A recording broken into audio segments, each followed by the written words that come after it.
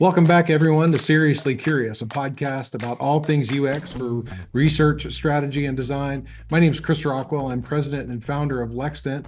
And today I'm super happy to have with me Lizzy Martinez, who's general manager of consumer research and advisory at Delta Airlines. Lizzy, I always start with kind of a little bit more about, yourself and how you got to this point in your career. Sure. I'll start by really what I think about as my kind of personal career motto, which is all about really illuminating consumer insight to inspire brand action. And the reason I started there is because it kind of connects nicely to when I was really navigating what I wanted to do. The things I knew got me excited was really having a deeper understanding for human beings. I've always just been fascinated by why people do the things they do, when they do them. And I've also wanted to always be able to link that to an action. I went to graduate school, got my master's in market research, getting to kind of both dive into the statistical techniques that can inform consumer-based decisions, but also that rich qualitative and macro trend type of capabilities. So that's really what landed me in the field that I've been in now for, I think, almost 13 years. That's amazing. So tell us a little bit about your role at Delta. Yeah, so I lead a team of amazing people, amazing kind of insight folks who really support any need that Delta has when it comes to more deeply understanding a consumer or a customer. One mechanism that we regularly use is we're super bought into Net Promoter Score and really understanding how that can uncover powerful insight around that day of travel customer experience. But my team, in addition to looking at that, will also go a lot broader and we'll want to understand just general consumer trends and how that impacts our category, and also kind of broad flyer behavior and what matters to them, how that's evolving, and any kind of custom work that the data of our NPS survey can't answer, and that we need to kind of design something more specific to tackle that particular business problem. So I noticed the advisory in your title. So tell us how you're using the insights to support the organization and decision making. Yeah, that really is a critical component of the team, because and it really goes back to kind of that motto I even have for myself, right? Like it's great to uncover human truths and more deeply understand why people do the things they do. But if at the end of the day, we aren't developing relationships with the people that will execute on that and get them on board and inspire them to want to actually make change in our experiences in the products we're delivering, then it's ultimately not a success. So I would say, within our team, we spend almost an equal amount of time in executing on research as we do on building those relationships, making sure we understand what is the real problem we have to solve, what is the decision that this research will actually drive action against. So it's almost, you have to start there, and then you also have to get it right when you end. How do you land the message in a way that resonates, that people feel they know what to do with? And I think that is what makes for a real kind of successful project. Yeah, we use the pillars: clarity, alignment, and action. It's sort of like, how do you get clarity? What are the insights that are really the truths, as you say, and then how do you use that to align an organization? And then how do you activate the knowledge in the organization for better decision making? I think one of the things I love about customer experience or user experience is at the heart of that is storytelling, right? You can tell stories of today, the experiences that people have today, and the stories of tomorrow, the things that people wish for. And that gets an organization excited. No, I always say nobody comes to work, to design a product or a service that, customers hate and that is hard to use. Like nobody has that goal. So how do we equip and arm the organization, with insights to help them do their job better? Where does experience kind of fit in the core ethos, of Delta, in the role that you're doing about really intimately understanding your customers? Where does that all fit? And what do you think from a brand standpoint Delta is trying to own? It's an interesting time at Delta, as it is for everyone, I think, as we've come out of the global pandemic and Mhm. deal with kind of how that has disrupted our industries. So I would say if we rewind back to 2019, we were in this moment where experiences and just like the desire for experiences, with travel being, one great example of that, was just taking off. It's been a place a lot of consumers are putting their money, and more of their money than they are in goods. And that's what we were seeing kind of pre-pandemic. And we were feeling it, right? Because we were having record level profits. So yeah, we were in this moment of, it was all about the experience, and we wanted Delta to be part of that experience. Mhm. And fast forward, a few months from then, and the pandemic came along, which essentially put the airline to sleep Mhm. and kind of made us have to completely rethink what we needed to do to keep it afloat, to make our customers feel comfortable and safe and secure. And that was our world for a couple of years. Fast forward to now, really what's happened is we've seen those same trends that existed back in 2019, where people were just all about experiences and travel. They had to put all of that on hold. They had to go, kind of lock themselves up in their homes. And now they need it more than ever. People, and, this term revenge travel has floated around Yeah. for the past several years. People are just getting back to the thing they have so desired to do.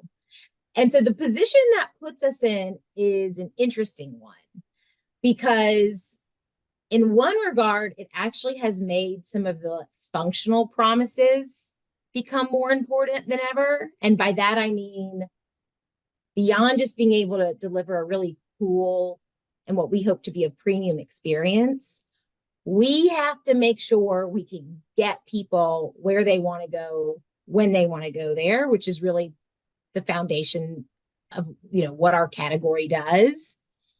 Because people have so much expectation, and they're dreaming about getting back out there. So if we can't get that right, they don't want to pay attention. That's all. We lose them at that point. Yeah. Um, and so this idea of core value proposition and recovering when we don't do it right really, really well Mhm. has become the backbone and the first step. But beyond that, it is also another opportunity for us to really dial up the experience. So when we get that right, knowing that we don't only want to be an airline, we want to be that best in class customer experience and premium airline. And so we know we have to go further. And I'd say the way we are really focused on doing that, and the magic that we've always had, it goes back to where we put our dollars and our profits. It's our people. We invest in the people we put in front of our customers and the training that they go through. And during the pandemic, we actually used some of that time of, having a bit more time on our hands in terms of not nearly as many passengers, to really think what are those emotions and those feelings we want our people to evoke to our customers. Mhm. And so kind of getting tight on what that is, what should represent our brand, and then standing up the trainings and giving them the tools to be able to deliver on that. I'd Mhm. say that is kind of our secret sauce, and actually what we even call kind of the Delta difference. Tell me more about revenge travel. So, well, one of the things we always talk about is that mobility is fundamentally about freedom and empowerment. I think, when we look at the Maslow hierarchy of needs when it comes to mobility, freedom and empowerment, go where I want to go and go when I want to go there. And you mentioned point A to point B is sort of the ante, right? You have to do that. But, you know, one of the things we've learned in our research, and you found as well, is that people don't want to just fly on planes. They want to have destination experiences, right? And the experience is starting way before they are in the airport and way after they leave, So when we think about that journey and what does it mean to have a premium experience and that awareness of that to elevate from a point A to point B experience to a true like destination experience. Tell me about some of the ways that you're thinking about the customer journey, maybe beyond, traditionally how we think about air travel. There's obviously a surge of stress in people's lives and this desire for well-being. And in a lot of ways, stress certainly comes with air travel as well. So that's something we have to conquer and make sure we can mitigate as much as possible. But at Mhm. the same time, one of the unique things that happens when you are on an airplane is you have a bit more, and we hear this from our customers, particularly kind of our high value customers that fly with us a lot, is you have this unique ability to be cut off from a lot of the distractions that are out there and a lot of the things that can kind of induce stress and people feeling overwhelmed. And it's kind of this, moment you have at 30,000 feet in the air to disconnect and to reflect and to even kind of, look at you're surrounded by clouds, right? I mean, Yeah. it's in that way, it can be a really special moment. And so we're also just thinking, and how do you lean into that? How do you help enable that me time and that moment to de-stress that a lot of people are really yearning for right now?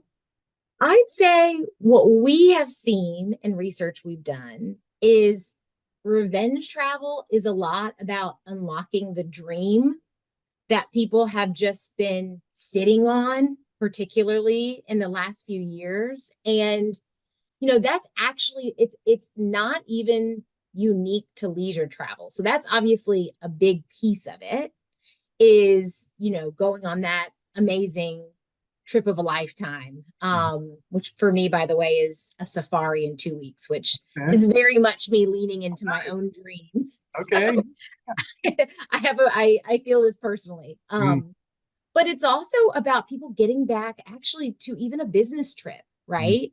And and being able to connect with colleagues, face to face.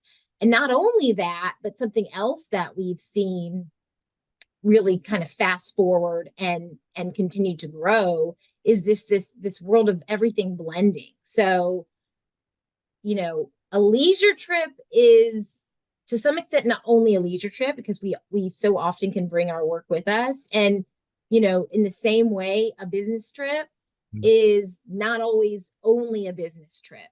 And mhm. so, and again, this was something that existed pre-pandemic, but the amount of individuals who now can fully work remotely, or just the fact that flexibility has become much more commonplace at work, it's enabling this kind of blend moment within both leisure and business trips, Right. which again helps people in almost any occasion have the ability to kind of lean in on these dreams. And so that really, it goes back to why first and foremost, we got to get them to their dream. But then what's even more important and kind of the ideal state is how do we become part of that dream? Yeah. Right. So those are the things we want to do. Like you don't have to wait to land at your destination to start. Our aspiration is we are part of the journey that you're enjoying. Yeah. And so that's the real challenge. I mean, that's both the challenge and what makes it really fun.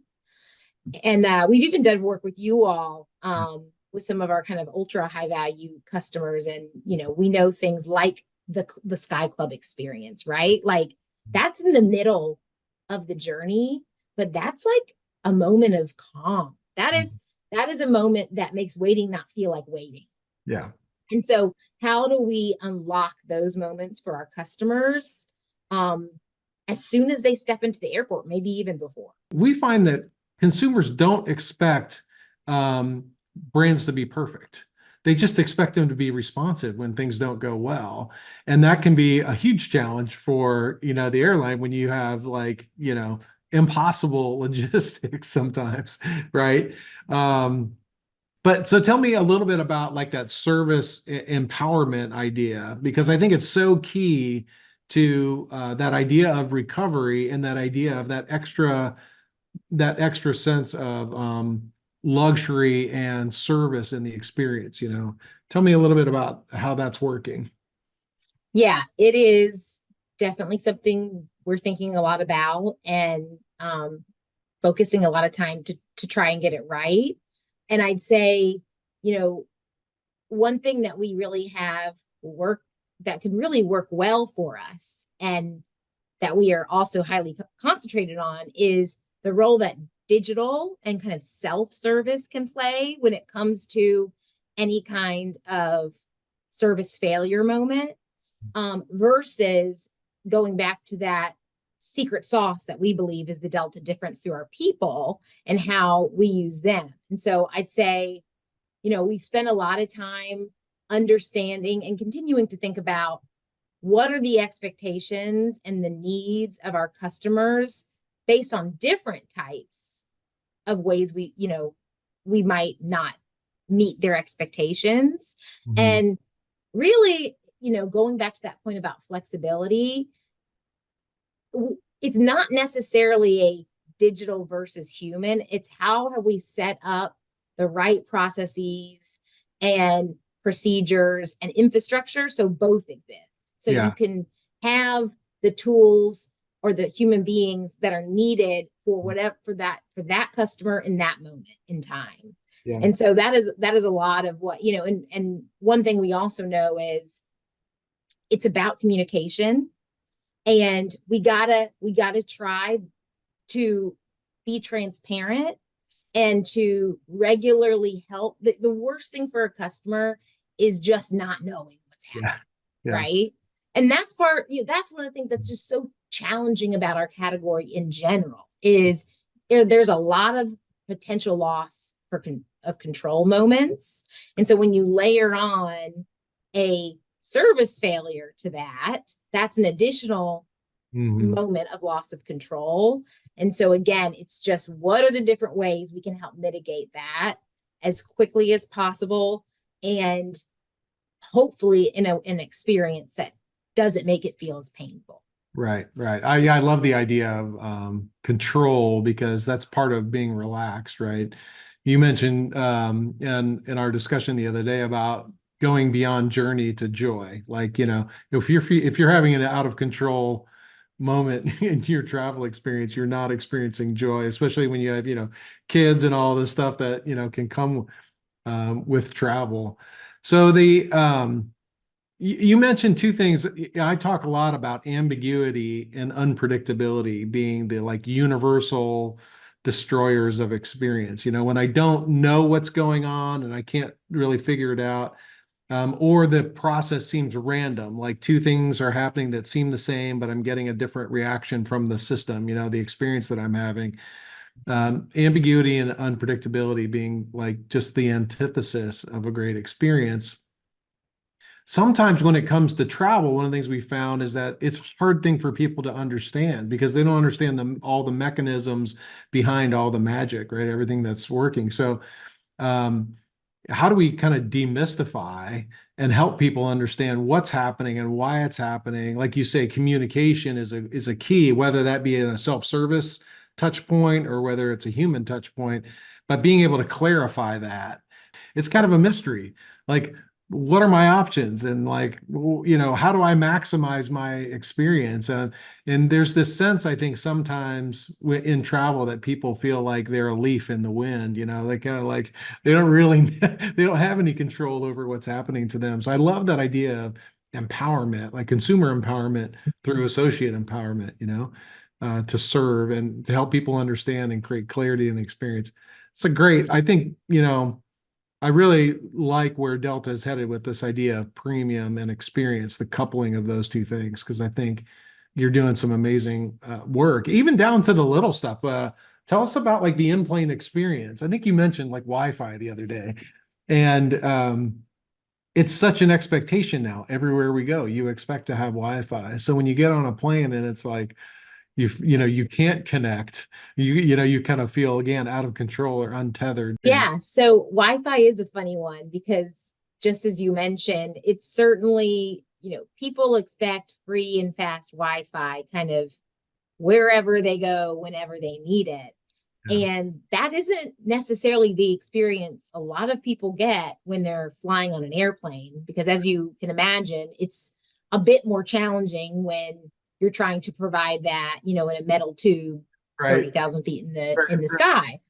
But it is something that Ed Bastian, our CEO, a few years back, felt passionate that we needed to do, because he recognized that this is a growing expectation and that it's something, if we're going to be a leading airline, we need to deliver on. And so we actually have become the first of kind of those key legacy US carriers to offer fast free Wi-Fi on our planes, which has been an incredible effort that took a lot of hard work. And we've been really excited about it. So that is something that, as long as you sign up to be a member of our kind of loyalty program called Sky Miles, then you have access to free fast Wi-Fi when you're on board with us. And I think where the true innovation comes, so that's kind of innovative within the space of air travel, but what we have really seek to do is take that a bit further. So, once you are connected and you're connected through your membership with Delta, we stood up something that we're calling Delta Sync. And what Delta Sync does is it kind of syncs you up to other benefits that can be enjoyed once you're connected. And those are things like just important flight information. So again, since we know who you are, we can help you understand and communicate with you about important points of your travel journey with us, which is something we actually know our customers are very interested in being able to do. And also we have partners that we're actually kind of standing up new offers with and new experiences with that are free for our customers.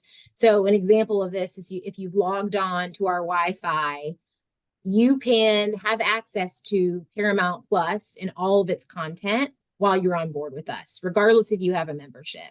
There are a number of other examples, but it's kind of this cool space of how do we supercharge this moment of free connectivity to have incremental experiences that are relevant for our customers while you're on board.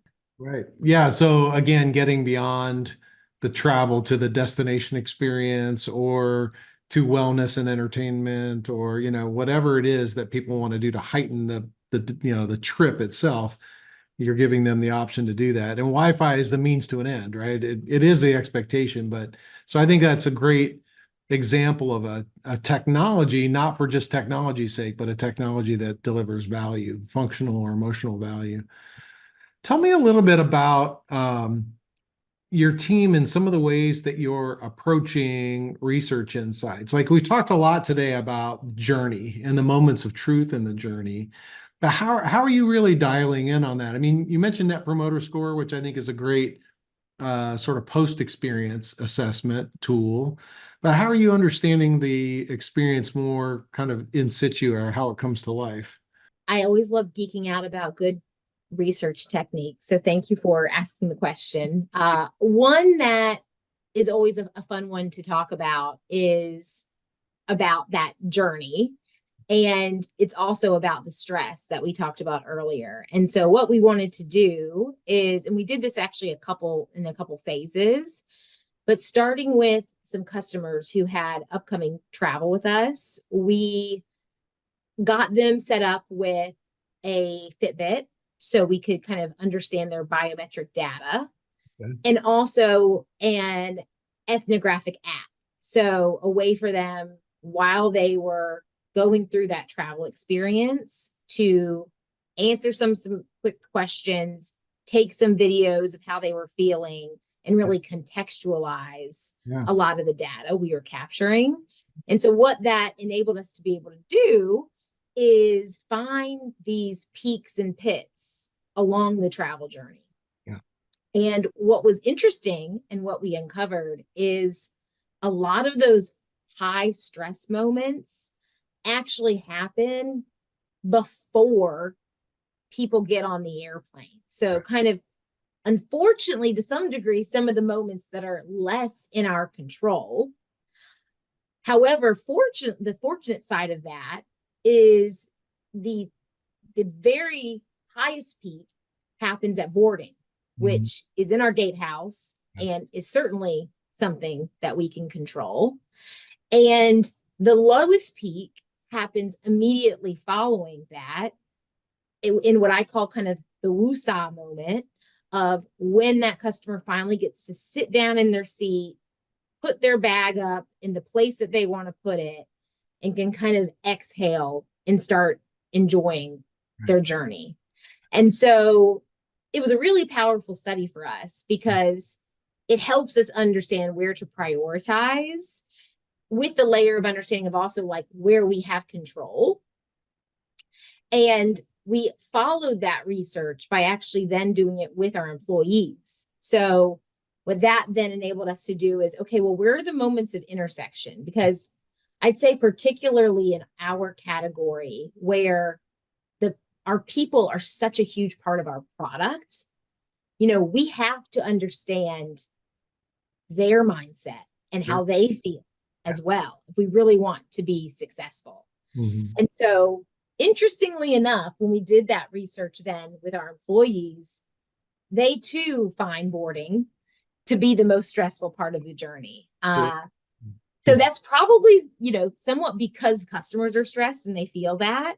They also know that, we are an on-time airline that are looking to get, folks in their seat and into the air. So there's a couple of reasons that are kind of going on in their mind, but obviously that makes boarding a real opportunity for us to solve, and actually something we've just rolled out kind of some new boarding capabilities to hopefully make it more intuitive and easy for our customers to understand. So it's constantly something we're thinking about for this very reason. But then additionally, taking advantage of that woosah moment is really key. And a good example of something we did that really capitalized on that insight is we didn't used to have our in-flight entertainment, which is the seat back screen once you sit down. We used to wait until takeoff for that to be accessible. Now people can enjoy it as soon as they sit down. Yeah. And that really kind of came from this insight of like, they've exhaled, they're ready to get their journey and, that joy going. And why not, enable that through all this great entertainment that they have at their fingertips. Yeah, I love that idea. I love how you're using biometrics as a way. I mean, and biometrics are great when combined with other kinds of methods, I find, because all alone, it's hard to know where the increased heart rate or when the galvanic skin response thing, why it's elevated or why it's different. So I love combining that with like your self-documentation, or you've described something that in systems engineering would be like work sampling or experience sampling. Like, okay, at this point in time, how are you feeling? What do you wish for? What's in the way, kind of thing. I think it's a great way to do journey modeling. And I also like the idea of combining it with other service design elements like your own people, right? Because you can find out sort of their individual paths and where they converge and what happens in those moments of truth, what makes them really work. I think it's brilliant. The other day you talked about the idea of satisfaction being the difference between experience and expectation, right? If I have no expectation for an experience and it's amazing, I basically have a huge lift in brand satisfaction. And when I have a high degree of expectation and just a modest experience, I get kind of a negative, right? It's kind of like a letdown. So the more that we can take those zero expectation moments and but important moments and push them over the top, I think you get a huge brand lift. So tell me a little bit more about your sort of what you're doing and your organization is doing to sort of strive. You mentioned you're striving to be that customer experience brand. You mentioned the biometrics and some unique methods. What are other things that or challenges that your team faces in trying to really activate knowledge, or what kind of, things are you equipping your team with to be more successful in this role of insights for Delta? Yeah, it's an interesting moment in time, which again, I probably have to harken back to the pandemic having something to do with this. But it does seem in the last couple years, being able to capture your audience's attention has become more and more challenging. And I think that has to do with this acceleration of digital adoption that has happened and fragmentation of what people are paying attention to in those moments. I mean, I'm not even talking about kind of personal applications and things that you're doing. It's also even like I feel it in the work environment, Right. right? Like how many different ways can colleagues and peers access you at any given time? And so it just makes the ability to break through and cut through and kind of resonate in a meaningful way that much more important. And so it seems like our job as researchers now have become just as much about the research as it is about delivering and communicating the insights at the end. Mhm. And so, things we really are focused on has to do, honestly, a lot with simplicity and focus, Mhm. but also how do we engage in kind of creative, um, kind of more beautiful, more interactive ways. Something we've also thought about doing that is related to this is this idea of kind of insight sound bites. Mhm. And so, we did this with you all actually at the end of one of our projects. We had you all kind of co-create with us. Let's pull together, like, yes, we have a beautiful PowerPoint deck that will live on and we will present, but for moments where our people can't be presenting this information or people just don't have the time to read through a more comprehensive document, let's put together like a 3-minute video, just with the highlights. Yeah. And that way that can get to a lot more people quickly and Mhm. easily, and hopefully, something that they'll watch the whole thing, right? We've only asked them for 3 minutes of their time. So these are all little things we've been trialing to just get the insight out there and go back to that kind of motto of inspiring action Yeah. within the organization. Yeah, I like the idea of being really conscious and considerate about insight translation. Like it's not enough just to have the insights. It's about how you communicate them, what makes them actionable. We talked about storytelling before. Nobody has more attention span, than they used to. Like the reason that YouTube Shorts are so popular, right, is because it's like 10-second sound bites, and it seems like sometimes it's the only time you're going to get from decision makers or the like. So how do we combine great insight visualization, great storytelling, like you say, multimedia, like using video or interactive ways in order to communicate messages quickly? I love it. We we we sometimes we talk about 8 hot pages. If you can't communicate your results in eight, like 8 pages from what you did and what the big ideas were, then keep trying, because it's not enough. Lizzy, thanks so much for the time today. And I really appreciate, I know you're super busy, so thanks for taking time out of your day to help the folks who are listening kind of, advance their career in UX. So really appreciate it. My pleasure. Thank you for having me, Chris. And thanks everyone for joining us. on Seriously Curious, again, a podcast for all things business strategy and design.